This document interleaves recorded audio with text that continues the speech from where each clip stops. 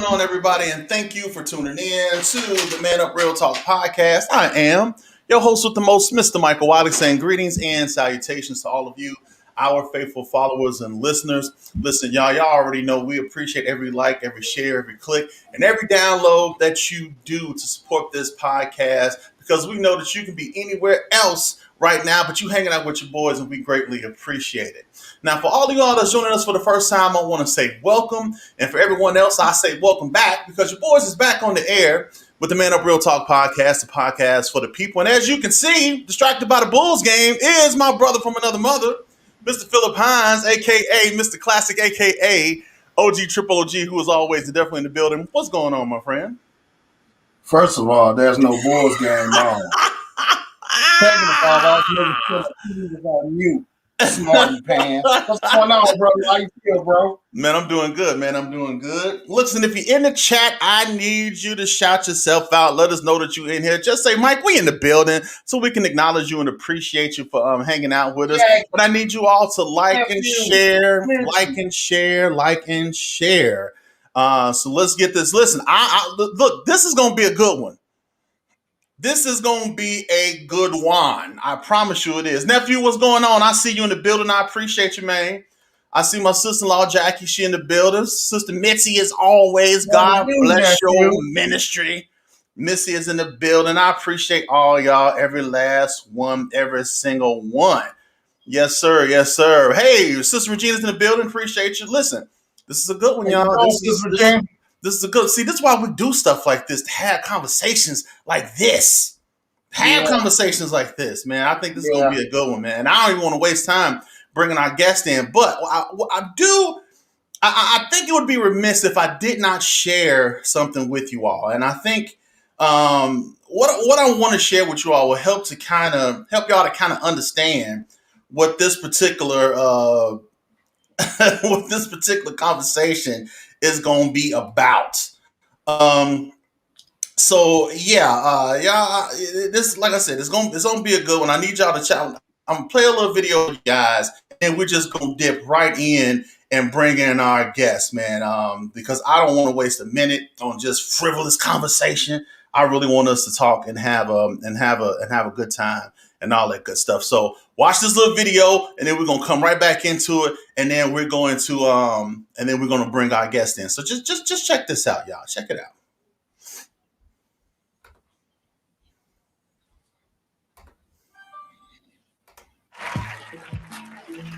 And of course, this is the wrong video.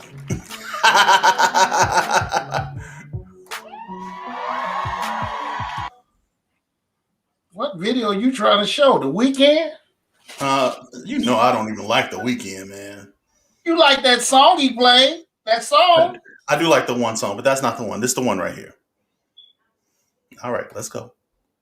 Play. Yes, I understand that this video may be inappropriate for some people. Yes.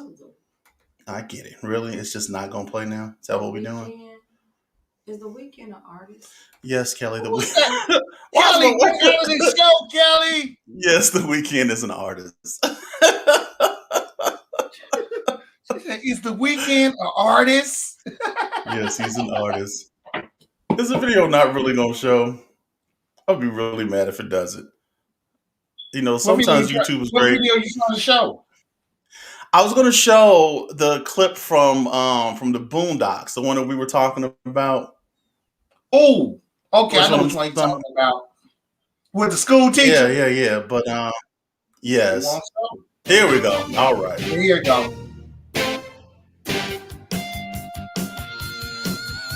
It's a derogatory racial remark that has divided people for many years. And a J.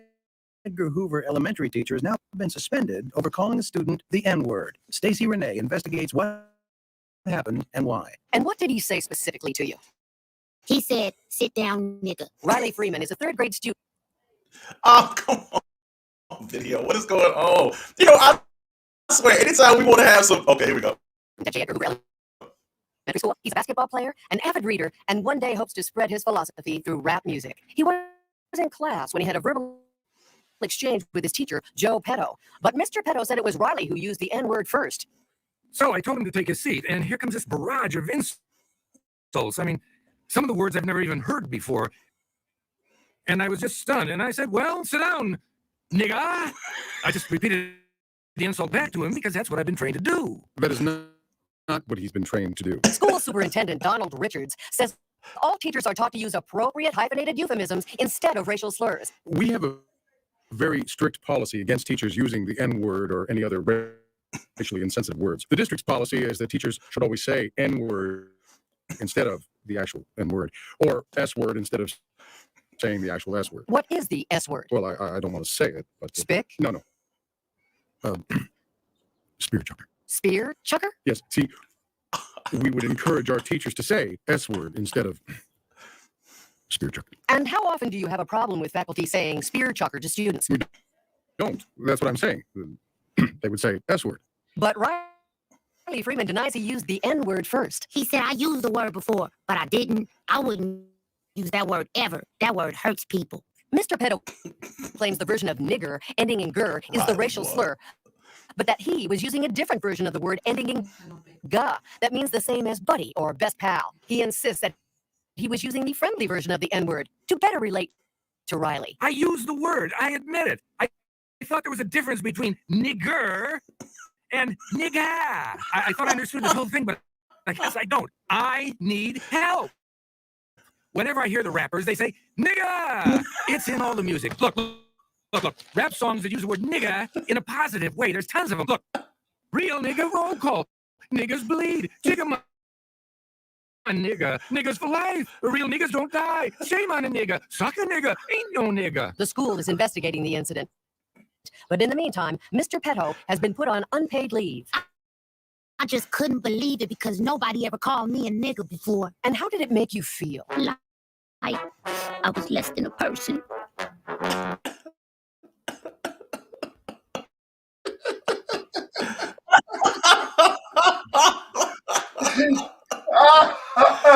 Lord Jesus.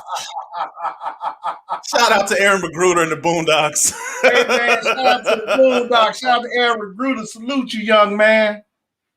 Lord have mercy. Listen, for those of y'all that don't know, we're going to talk about this N-word, or as they indicated in the intro of this hyphenated euphemism. And I want to bring in a special guest. This man is a historian, and when I talk about I call him a historian because he is part of, or he has.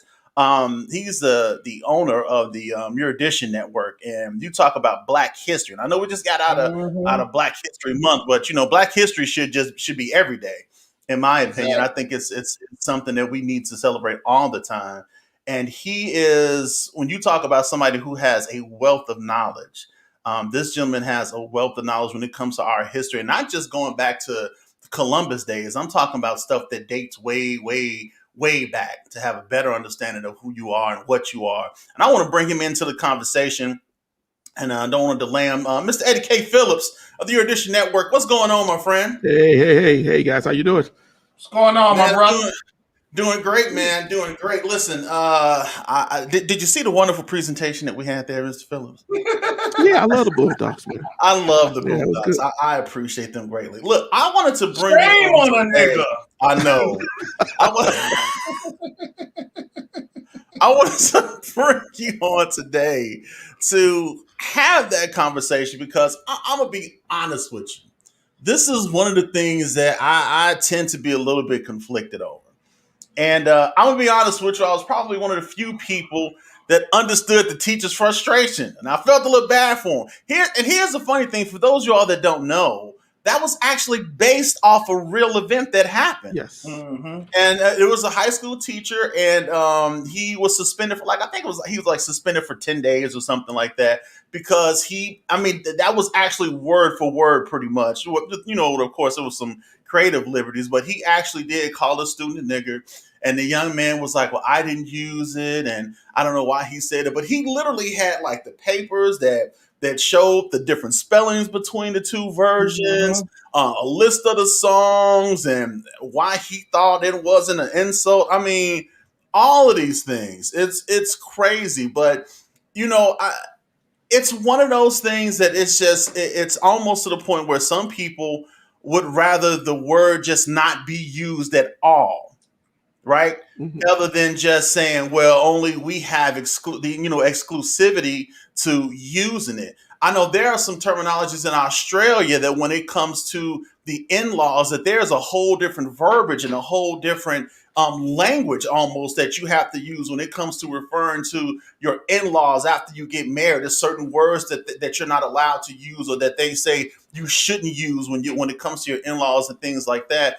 And people were saying that the N-word or the word nigger should be that same thing. It should be a word that shouldn't even be allowed to be said. We shouldn't even use it no matter what. Even if black people have now flipped it from, the negative connotations that it once had to now we use it as a term of endearment. It's just like, no, we shouldn't even be using it at I all. agree. And this is something that I wanted to pick your brain on because, I'm gonna tell you, man, and some of y'all may say, Mike, you need your black card revoked, but I kind of feel we kind of want to. It's a double standard with that.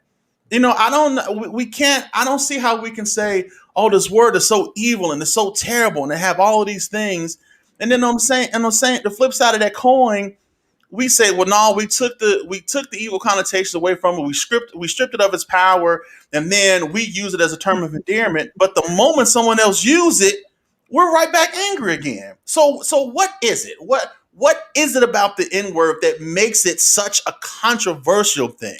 Well, first off, we didn't choose that word, right? Absolutely. That was not our word.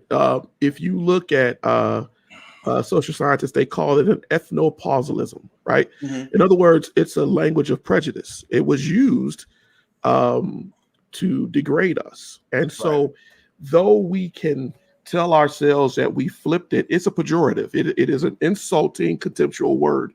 And what I use it, and this is the thing, we are conditioned by our upbringing, our ancestry, our place in this country. I'll use something that Baba D. Gregory once said: if you stand in filth long enough, you will stop smelling filth and you will become part of filth. And we tend to do that. We tend to allow ourselves to fall into the placement of using that term. I would hope that in another 2 generations, I used to say 1 generation, that the word would be gone. But we keep on massaging that word.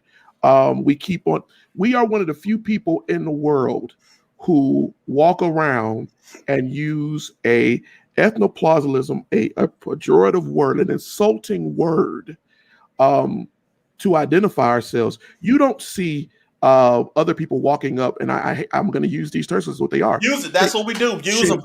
Dago, nigger. Right. You don't hear them say that. And also, there's no other word that can be used directly, causally for with white people that they can say that they use. And so we have to understand that when we use this word. Now, that's easy for me to say, but we've been conditioned. Your mama said, nigga, get up there and get that stuff up, right? We're conditioned to think that that's okay from a child. So that's part of the problem.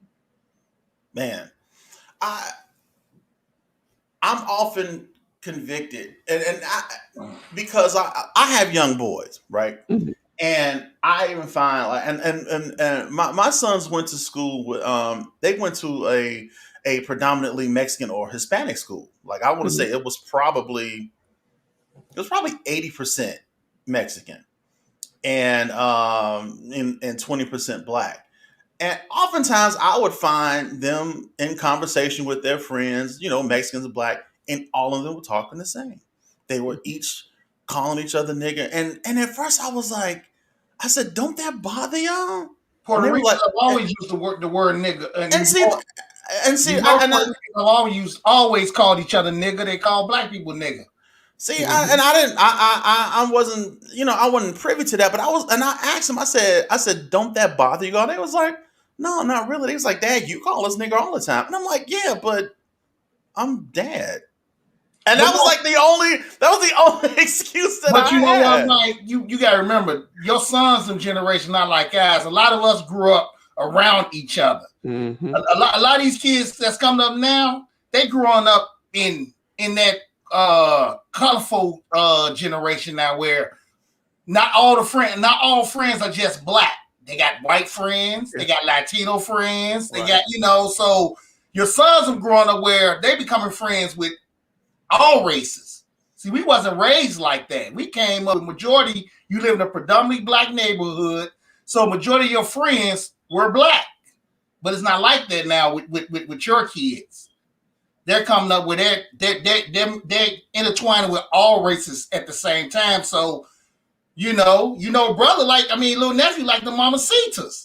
You know what I'm saying? So I know, but my thing was and this was at first when they first got. But that's a good thing, though, Mike. I actually think that them growing up amongst all races, that's a good thing for them because they'll know how to.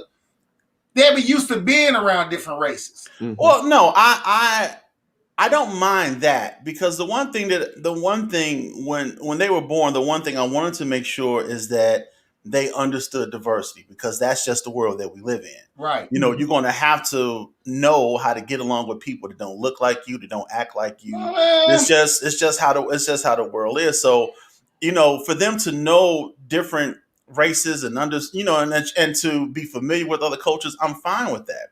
What bothered me initially was the use of it and how free it was. Yeah, and how it didn't bother them so much, but then not only that, how natural it seemed to come for the other guys. It will flop right off of your tongue. Yeah, my sons, I have 4 boys, so and they will hear it and they will say it, and even my little one, to slip out of their mouth. Right, I hear them talk to each other, and they'll say that.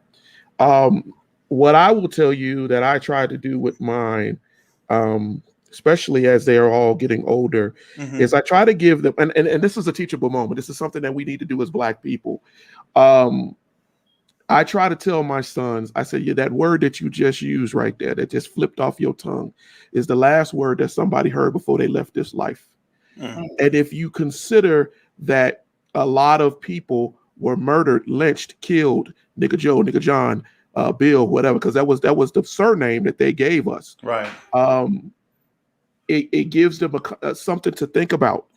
I think sometimes we shelter our children. We use the colloquialisms that we use in the Black community, and that's fine, but we shelter them from the history of those words. We need to teach them that history. If we teach them that history, then some of them will understand what this is really doing. The verbal justification of the discrimination that was used to put that word out will become relevant to them, and they will understand, hey man, don't call me that because I'm not that, right? I think I sent you guys a poem I think about a month ago when we first talked about the imaginary nigga, and I wrote that thinking about James Baldwin because I'm not your Negro. I am not your nigga. You made that to make yourself feel proud about who you are. And we need to understand that, and we need to teach that to our kids. I think we're doing better by having conversations now, and that's the whole purpose of trying to teach this history, right? Got to do better. So how do you feel? Let me ask you this: how do you personally feel when you hear some whites actually say, "Well, why can't I use it as an term of endearment?" and it's like, and I hear, and I've had white friends to ask me that, and people that I've known for years, and they was like, well, would it bother you if I said it? And I said, yeah, it would kind of. I said, yeah, man, it would bother me.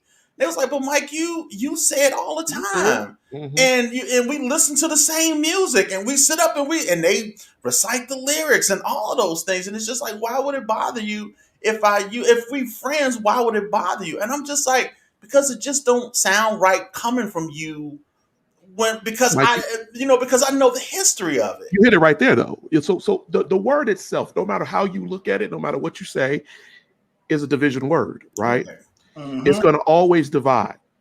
I spent 20 years in the Navy, and I remember being on a ship one time, and we were having a conversation about this very same thing.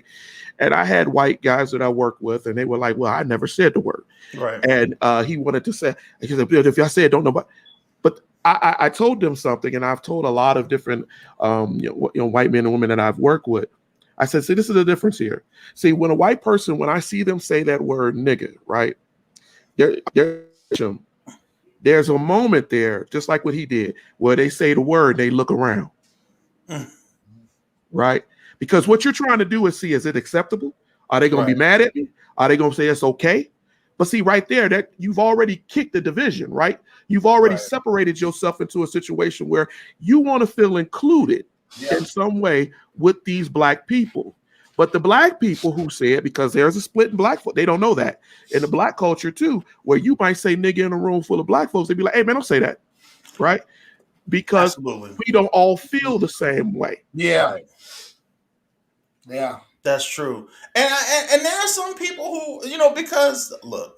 But I still feel, Mike, white folks can't say it. I don't care how negative connotation it is. I agree with that. 100%. I still feel that a white person should be, I don't care if they say we say it all the time. I don't care about that. I still feel that if you're white and you say it around me, it's going to turn out real bad for you. But I have to play devil's advocate, right? And no, I don't play devil's advocate on that. No, I do. But see, I keep telling you, I can't be one-sided. There are some things I can, but and the reason why we have these conversations is so we can see things from different angles. Now, it's not saying that I agree with it, but you have to explore different angles, because what I don't want is people walking away with tunnel vision and just seeing things one way. It's not what I want. This is exploratory conversation, and it's really conversation that needs to be had with other people in the room besides us, to be honest with you. But since we're the only ones here, and y'all know what I'm talking about, y'all know what I'm talking about. All I'm saying is that it's just like with the B word. Women use the B word to acknowledge their girls and talk about their girls and this, that, and the other. And we all know that the B word normally have negative connotations. You better not call them that B word. Now we know that the B word is really to describe a female dog, but it was used negatively when you would refer to a woman. All of a sudden, the women took it and they flipped it, quote unquote, and they said, "Well, now it's a term of endearment. It's a term of empowerment." But if a man use it, all of a sudden it's, you know, what's your problem? I was like, well, how is it? Or why would you? And my thing is, why would you want to use a word that ultimately has negativity or had negative connotations attached to it, and then as a term of endearment, but then you're upset when somebody uses it for its original use or what it was originally used for? Why are you upset? So my thing is like, if you're going to be upset that somebody used the term, why are we so happy to use it, knowing its origin? Is it a false sense of power that we're trying to give ourselves, or a false sense of I'm taking ownership of this, and this is I'm no longer your nigger, but that's my nigga? It's like, you see what I'm saying? So it's almost, I understand what you're saying, but it's almost like a false sense of security to it. So, you know what I mean? Because it's like, we know that the word is we know that the word is a negative word, and we know the origin of that word. Mm-hmm. But for some reason, we've given ourselves this false sense of empowerment, like we've taken the word and made it into something else when it really hasn't. Because the moment somebody say it, that's not us, we back angry again. So that comes again back down to history, right? So I'm always going to hit history, because this is the problem with us, right? When you don't know who you are, you don't know where you're going. Right. You don't think right? And we are in a situation where it's a pathology of hate that we have, and we lie to ourselves. We really do. And I'm gonna put my psychology hat on, right? But we lie to ourselves. We tell ourselves that if I use this word and I'm taking it from you, I'm empowering myself. When in reality, what you're doing is you're just hurting yourself even more. You are allowed, because what you're doing is you're using this word flippantly, and now you're teaching it to the next generation, and the next generation will teach it to that next generation, right? And they will accept this pathology of hatred, self-hatred, that does not need to exist, because you created it to make yourself, like you just said, feel better. We don't need it. But I think we're the slaves called themselves nigga. Let's call it what it is. They called themselves nigga because that's what Master called them. Master said nigga Joe, nigga John, nigga, and they got into the habit and the condition of calling themselves nigga. Right. Now, they knew it was negative. They knew that it was bad, but they took it because that was all that they could accept. We no longer live in that situation. We are not in that environment. We don't have to accept it. You asked that question about why should a white person, right? I don't feel that a white person should ever use that. And I'm going to tell you why. Because the reality of it is that white people use that word not just to hurt, to murder. And when you kill people with a word, that nigga was used, kill that nigga. Right. That nigga needs to be hung. When you use those terms, right, to murder people's bodies, spirits, minds, your ancestors should never use that word, because once it comes out of your mouth, I'm going to go back to thinking about the time in which your people murdered and killed mine. Right. So then the question has to come up then, have we really taken the power of that word away? No. It's a lie to ourselves. We lie to ourselves. And unfortunately, this is not new. They were using delusional on that one, Mike. I said we real delusional on that one. Nah. We lie to ourselves. We put it in our wraps. But wait a minute. Who's producing overall? White people, white guys. There you go. Who's pushing these movies, right? When you look at NWA, let's just take them, right? Because they were the ones who kind of ushered in, you know, the whole gangster rap era, niggas with attitudes, right? And I think if I'm not mistaken, they were the ones who kind of, in terms of between NIGGER and NIGGA, they were the ones who first started using it. And I think it had like a Z, you know, it was like a play on phonetics, you know what I'm saying? So now it's all of a sudden, they made it into like, yeah, I'm a nigga with an attitude. And it's like, and everybody took that. Never anything goes accomplished. Right. And just ran with it. But Jerry Heller was white. Yeah, Jerry was, he was a Jew. He was white. He was a white guy. Yeah, call it what it is. You know what I'm saying? He was white. He was like, yeah, y'all.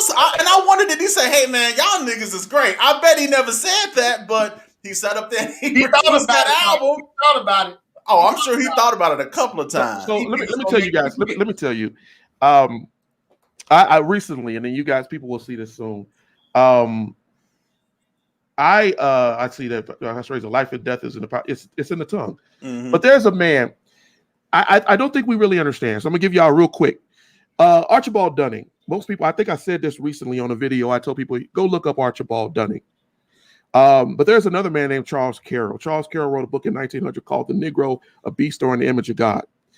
And it is a very deep book. It goes from a very religious, science-based. This man was not just anybody. He was an educator, right? And he put this book out. And you can still go pull this book. White folks still read this book. And the idea was to demonstrate who the nigga was, right? Who the Jezebel was, who the brute was. Right? They talked about us. They told us that we were these niggas who were the beast of the field in the Bible. We were there to damage their women and waylay their women. All these things that Charles Carroll put out. Now, why that is significant is because when Charles Carroll wrote that book, he inspired people like Thomas Dixon. Thomas Dixon wrote The Klansman. The Klansman inspired Birth of a Nation, the movie. Birth of a Nation went on, and so forth and so forth and so forth. But it starts because Archibald Dunning, post antebellum Civil War, when we were in Reconstruction, and all of the black folks going in political office, and we were all coming up, and it was the Black and Tan movement, and we were inspired, and we had the Freemen. This man, recognized professor, went out and taught a whole generation of professors around the country, right? To teach a revisionist understanding of who black folks were and what really happened in the Civil War. So when we started to learn, move ahead, they changed the game on us, right?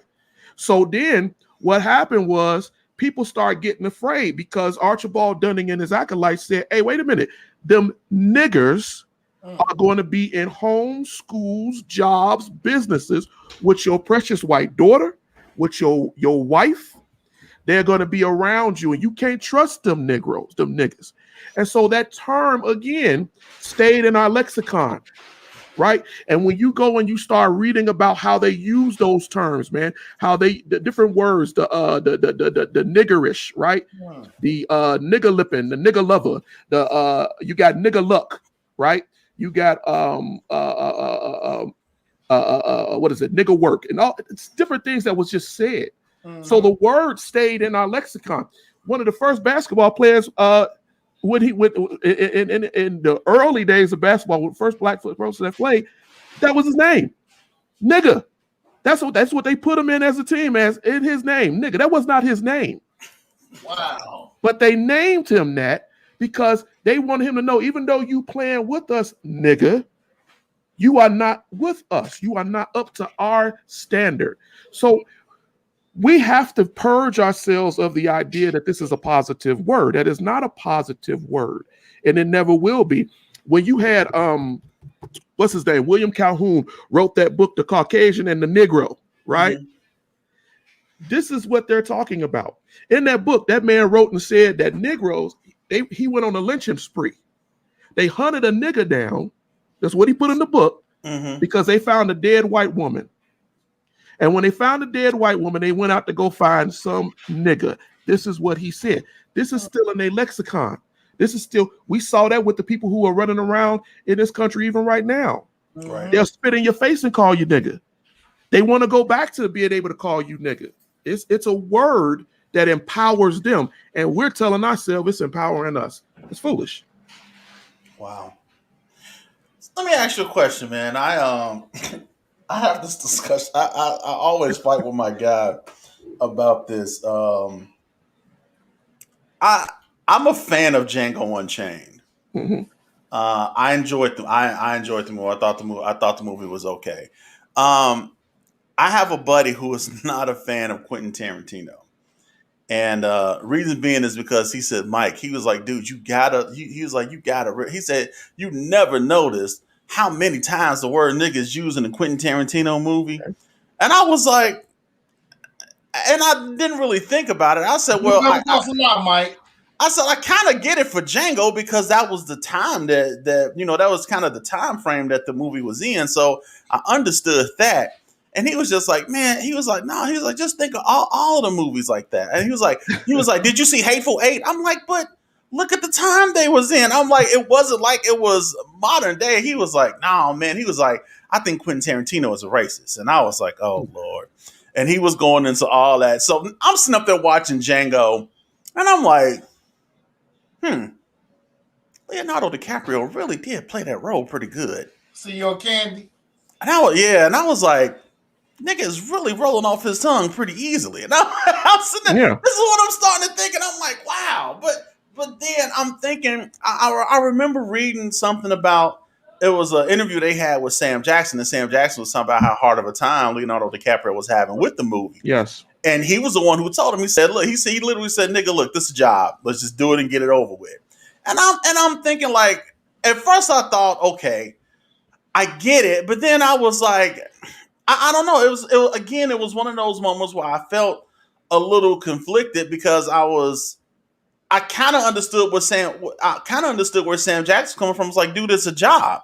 But then at the same time, it was just like, I wonder, did he take that time to say, look, Leo, I'm glad you feel this way. You know what I'm saying? And you know what I mean? But Tarantino's not a racist, man. Tarantino, his actual mother dated a black dude for a very long time. And Tarantino, one of the reasons why Tarantino's movies are so grimy, I use that term, is because he grew up around black people. Okay. And he got a chance to actually see a lot of what they call black exploitation films. Right. And so when you watch his films, you get that sense of a black exploitation film. Yeah. Yes, absolutely. He's not trying to be overtly racist. However, I will say this about Tarantino. Tarantino's a better writer. He's a really good writer. And he tries to be honest with what he thinks the characters will say in the material. Now, you made me put my screenwriter hat on. So I'm going to tell you, as a screenwriter, he has to speak from character. And so when people say that, that's what Sam Jackson is saying. It's a job, man. It's a character. He has to write that character to be honest, and he doesn't. But I'm gonna kill it by saying this. Bobby Dick Gregory said, I was watching an interview with him before he passed. He said that Tarantino invited him to come see the Django, and he said I walked in that movie skeptical. And And he said, after I watched that movie, I had to go out and tell that white boy, I had to say, you know what? Why is it that a white boy gave the most honest expression of a sellout black man in any film in history? Django was a good movie too, man. Look, this is a real good movie. This is what I'm saying, and I think, and I think I liked Django because it really did seem like authentic. Because I'm like, I hated Sam Jackson in that movie. Yeah, Stephen was the worst. Stephen, whatever his name was, he was the worst. It was Stephen. I absolutely hated him for some reason, though. And I guess that nigga doing up on that. You know why you hated him? Because he is a driver. We don't talk about them drivers in Black history. We still got them drivers. All right, we're gonna get to that in a minute. You know what? I'm ashamed to admit. I'm ashamed to admit that because I knew it was a character, and I don't know. I probably shouldn't have felt this way, but I liked Don Johnson's character. What was his name? Big Daddy or whatever his name was. You talking about Big Daddy? The one who looked like Colonel Sanders. Yeah, Big Daddy. I liked his character. It was this one scene when Django and oh my god, I can't remember he said he ain't like the rest of y'all niggas. He's right. And he said, Patina Honey, he said, why don't you go and show Django all the nice things around the plantation? And so the guy who was escorting Django, he said, now, you got to understand, Django is a free man. You can't treat him like the other slaves. Yeah. And so he was like, okay. He said, now, Patina Honey, he said, now, remember, Django ain't like the other niggas, so don't treat him like the other niggas. And she was like, you want me to treat him like the white people? He said, no. And it was just like he said it. I was just like, you know what, that was terrible. But I don't know what it was. I liked his character because I thought he was funny. And that whole scene with the Klan was hilarious. He wanted to make it buffoonery. He wanted to a reversal of A Birth of a Nation, where they tried to make the Klan glorious. He wanted to show them as buffoons and clowns and morons who did some horrendous things and deserved what they got. Now, people will argue about the violence, but I get what Tarantino's trying to say. Listen, the violence that he showed that movie doesn't even compare. It pales. Now, you mentioned something a few seconds ago about those drivers. Now, yes, I've heard this term before. What is a driver? So even though a lot of on the plantations, we get this mentality that the white man was just out there whipping everybody. Mm-hmm. No, he needed help, right? And so he needed boss niggas. Matter of fact, when Tarantino wrote Django, that's what he based it off. He based it off of an old 70s we called boss nigga. But the reality of it is they needed those people who will go out there and beat their own, who will waylay their own, who will subjugate their own. And so the driver's job, his sole job, is to make sure that you do what master told you to do. He would tell on you. He sometimes would beat you. It was his job to whip you sometimes. Master wasn't going to get his hands dirty. The driver's job was to push us to do what master wanted us to do. We still see them drivers today. And who are some of them drivers today, Mr. Phillips? And I see you be controversial in saying who they are. But some of these drivers is. But when we look at films, right? Mm-hmm. When we were talking about the episodes y'all had when I came in. Yes, sir. That we do a thing where we allow them to write derogatory. So I'm gonna tell y'all something right now. Everybody out here, any black movie that you watch will always have some shade to it. Every black movie you ever watch will always have some shade to it, because we can never write a black character. This is why I stopped screenwriting, with it being completely pure. Now they could go write a white character like Tarzan or whatever, and he gonna go out, even though Tarzan said he was the nigga killer Tarzan, but that's what the books say, right? But they will write him as a hero, right? Right. Us, not so much. Any black movie that somebody told me, I'm gonna give you an example. Somebody told me Morgan Freeman's character in Batman, right? They was like, "Oh, no, you can't." Come on, man, you can't talk about Lucius. So let me tell you what's wrong with Morgan Freeman's character in Batman. All right, what's wrong with Lucius? Let me ask y'all a question.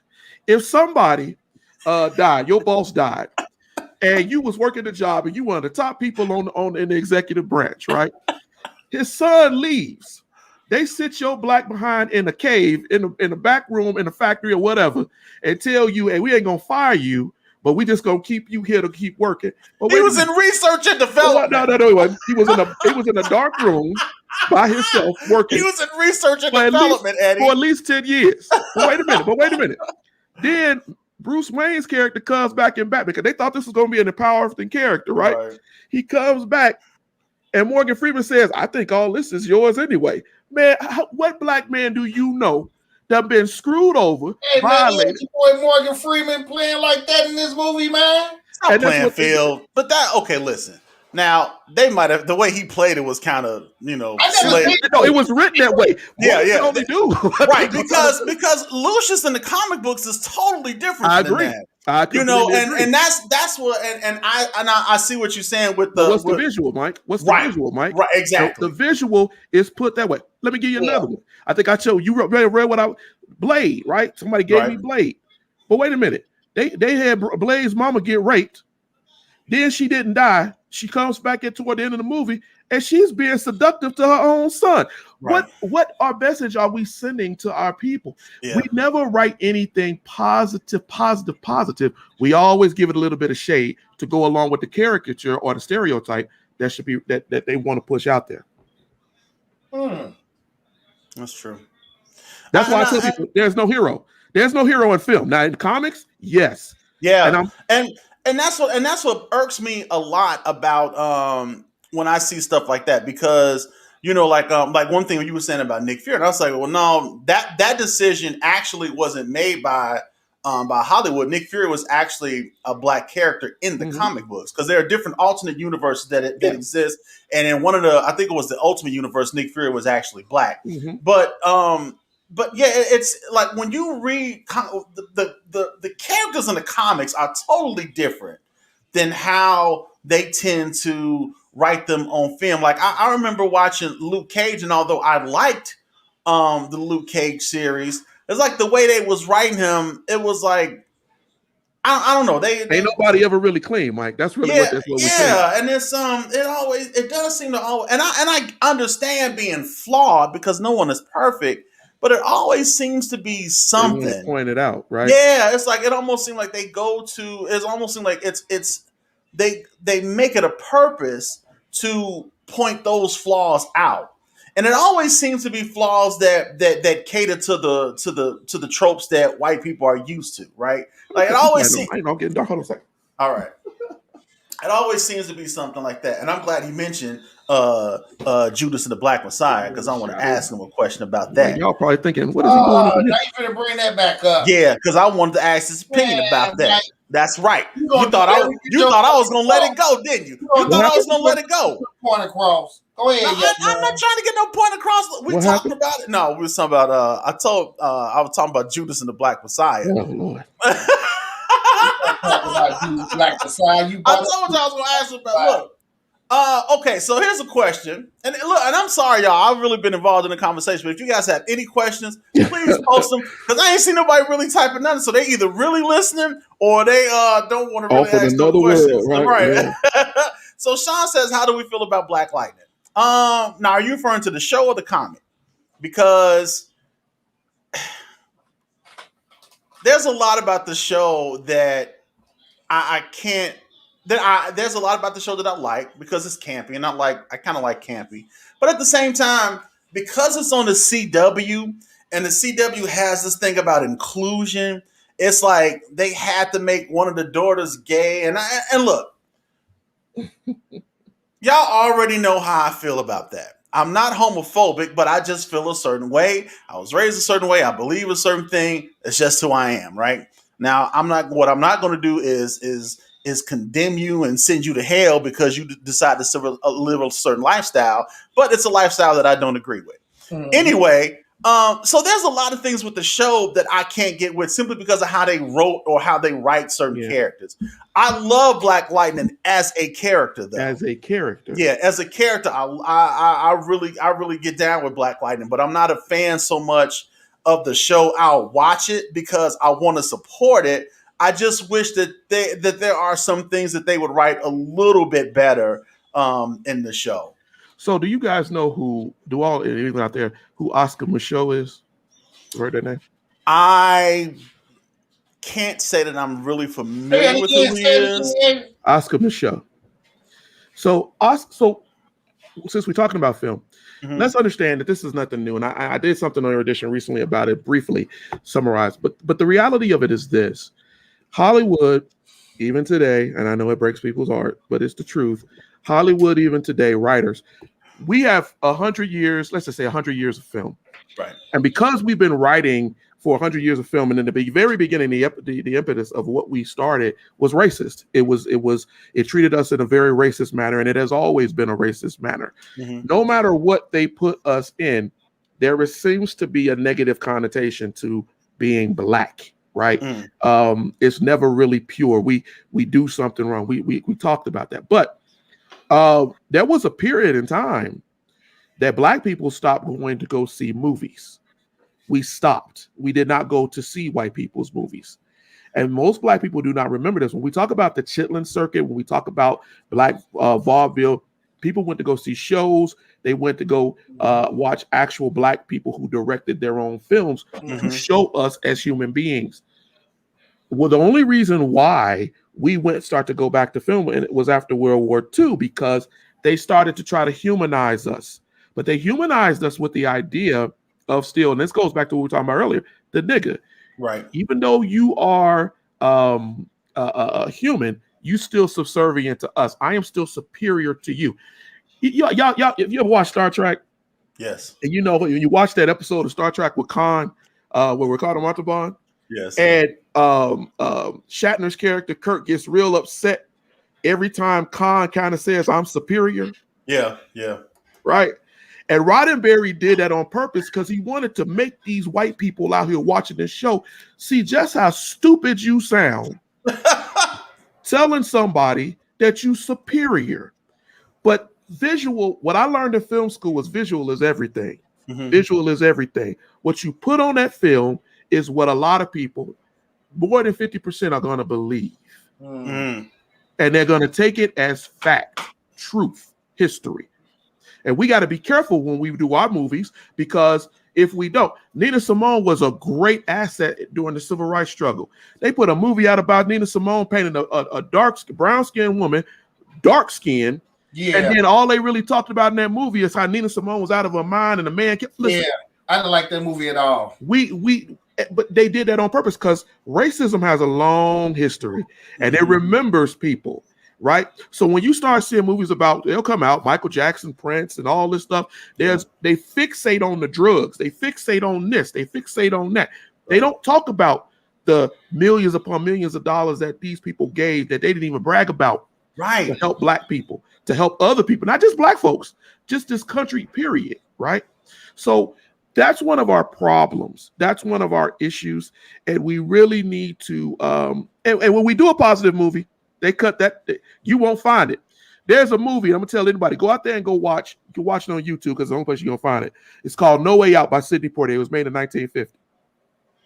No Way Out. When you watch that movie, if you really watch that movie straight through, they'll never make that movie. That's the reason why they won't show it, and I won't ruin it for you, because Richard Widmark, he uses nigga in that movie. He says a lot of different things, but that movie was trying to teach a lesson.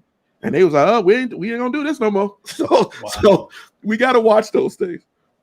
So let me ask you a question, since we're kind of talking about film and all this stuff ties together, and I love it. Yeah. What was your personal opinion? Oh, did you watch Judas and the Black Messiah? My personal opinion of that movie was that I get it again. I think we lie to ourselves. I'm gonna make this statement. We think because black screenwriters write a screenplay that black writers aren't have fealty to the studio. They have to write, right? And they have to write it in a way that is going to sell. It's a business. Film is a business. Right. And so if I wrote a movie just about Fred Hampton, just about him, that probably is not going to sell with Hollywood, as liberal as they try to pretend to be. But if I write it from the perspective of O'Neill and say, "Hey, look, this is what happened to this dude. This is how they did it to him," right? Then that's more of a drama, right? Drama is everything to them because That to them is like, yeah, that's gonna get people up in here. They didn't know that, but people did know that. I think that I don't call screenwriters lost, but I do say that a lot of our black writers, we learn to write from white people in film school. I'm gonna call it what it is.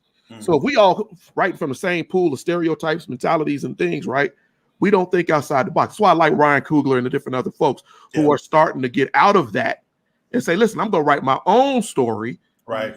And I'm not gonna write it in the way you want to put these stereotypes and tropes and bull up in here. I want to be honest. I saw somebody say Eddie Murphy, and Eddie Murphy did Boomerang. Hey, when Eddie Murphy did Harlem Nights, they gave him hell. They sure did. They gave him hell. And they said, well, who makes you think that you should direct? But if you look at Eddie Murphy employs a lot of his old friends, people who helped him in his career. Yep. Eddie Murphy, Boomerang is pretty much a black movie. Yeah. Right. Yeah. It's very. I mean, like I don't think there were any major white characters in the movie. You know, you had like some side characters and stuff like that, but the stars or the stories that the movie focused on, everybody was black. Yeah, but that made them mad, right? That pissed them off because they were like, "Hey, man, you got all these black folks. Where the white folks at?" Right? Black Panther is the same way. Yep. No matter what Disney tell you, Disney did not think that Black Panther would resonate in the way that it did because the African diaspora is not. I love that movie, man, because he wrote the African diaspora story in there so strategically, and he did it in a way that the white folks didn't catch on until the movie was out. Yep. When that man leaves, when they leave that boy, that's us. Yes, sir. That's us. He left. They left him. And we are bitter. We talking about right now the nigga thing. Yeah. We bitter. Africans ain't over there calling themselves nigga. That's us. Yep. I don't know, Phil. Just saying. I'll let y'all talk about that.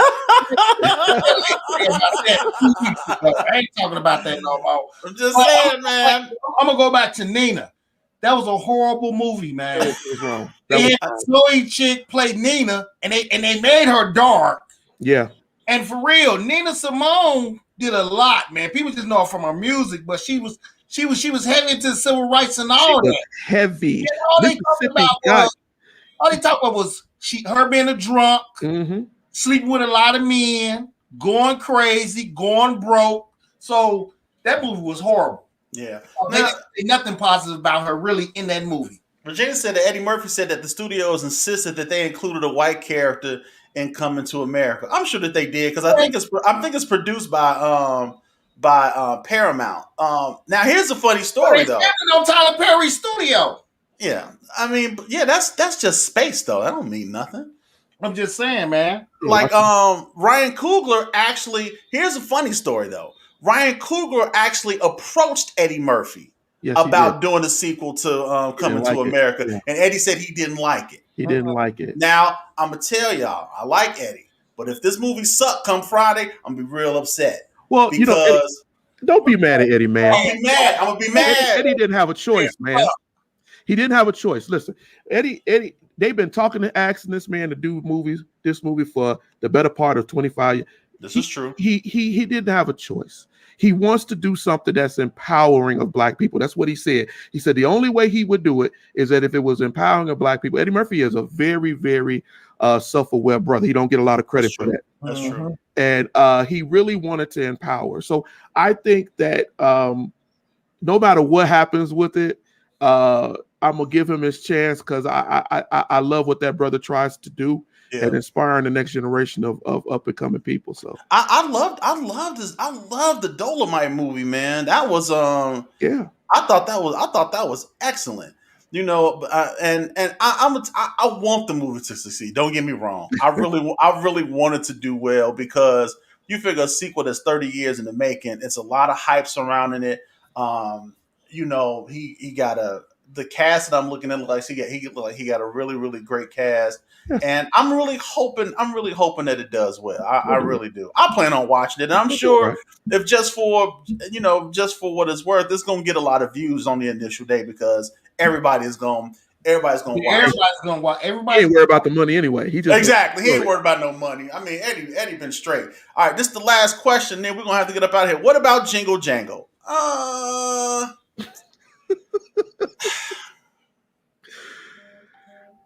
haven't seen it, but my family has watched it. What's Jingle Jangle? That's the Black Christmas movie that they put out this year. Well, that's what Jacqueline was talking about. Let me say this. I am not big on musicals, period. That's probably why I don't like half of Tyler Perry stuff. I can't get with musicals. And people are like, oh, the sounds of music. And I'd be like, whatever. Like, I used to like, I mean, like, Disney movies are basically musicals. I liked them when I was younger. But as I got older, I was just like, okay, get done with the singing. Let's get back to the story, right? Yeah, sounds of the South and start realizing. Right. You know, and I'm just like, man, what's really, and you know what I don't like? I'm going to say this, and this is totally off subject.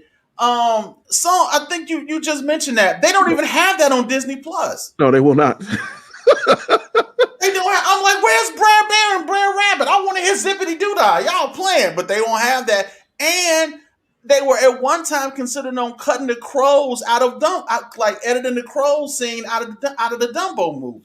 Hey, own what you do. They did what they did. Own it. You know. I was like, man, whatever. But anyway, Jingle Jangle, Sean. I thought it was a cooler movie. I think kids will absolutely adore it.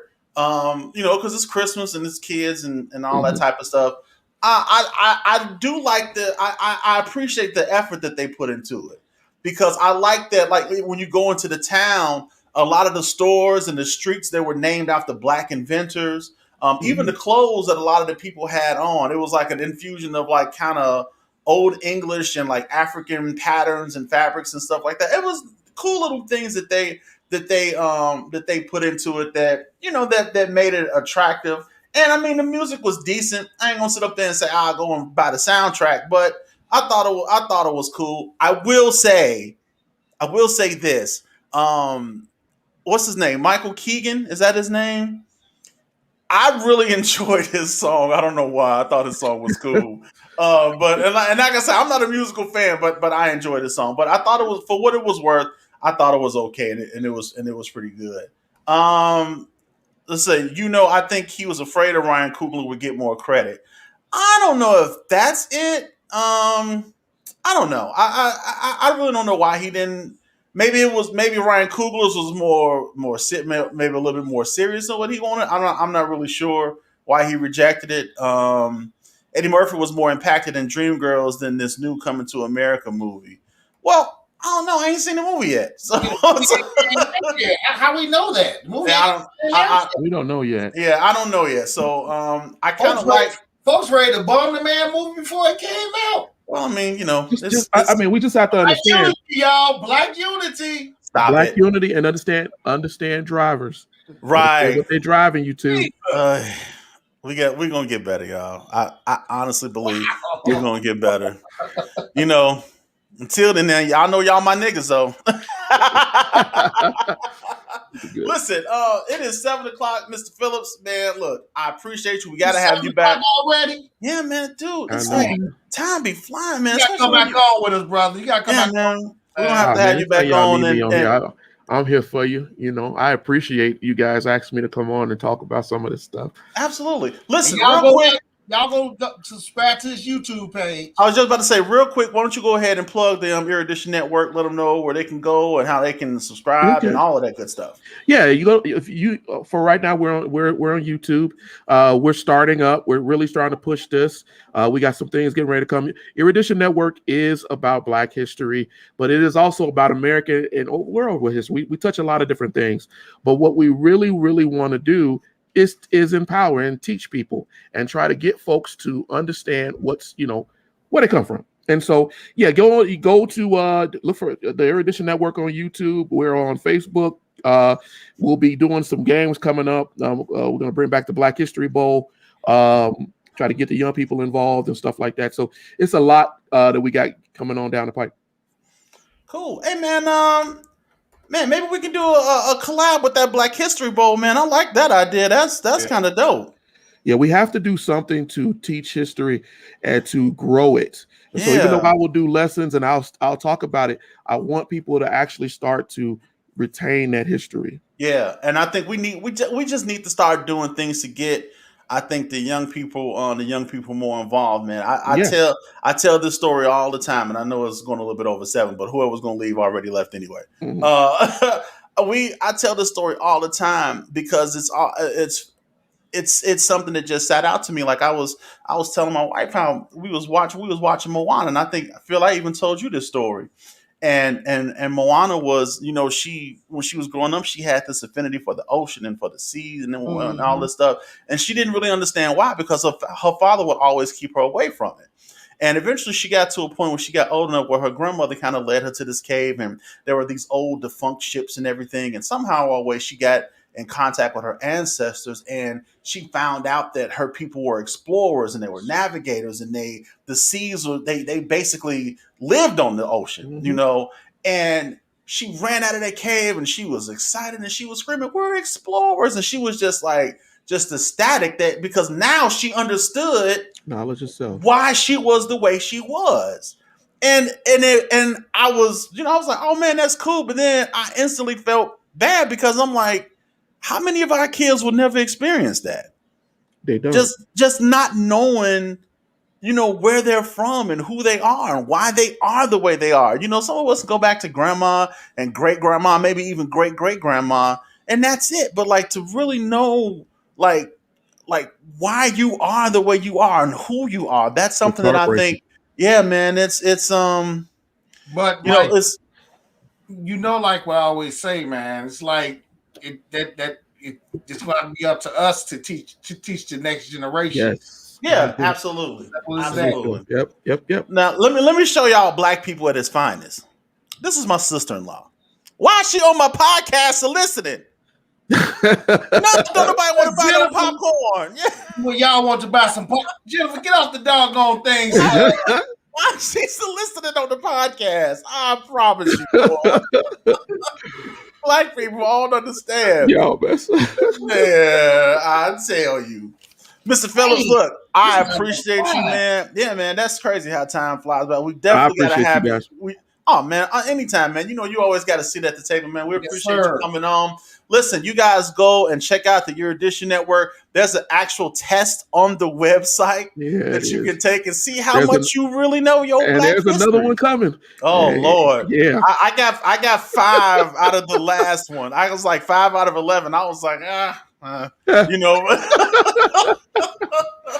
don't think I shared it on Facebook either. But I mean, listen, it's crazy because it's some stuff that you think you know, and it's some stuff that you really don't know. But it's all but it's not to prove how stupid you are, but it's really just to let you know that there's a lot more to Black history than what we were taught in school.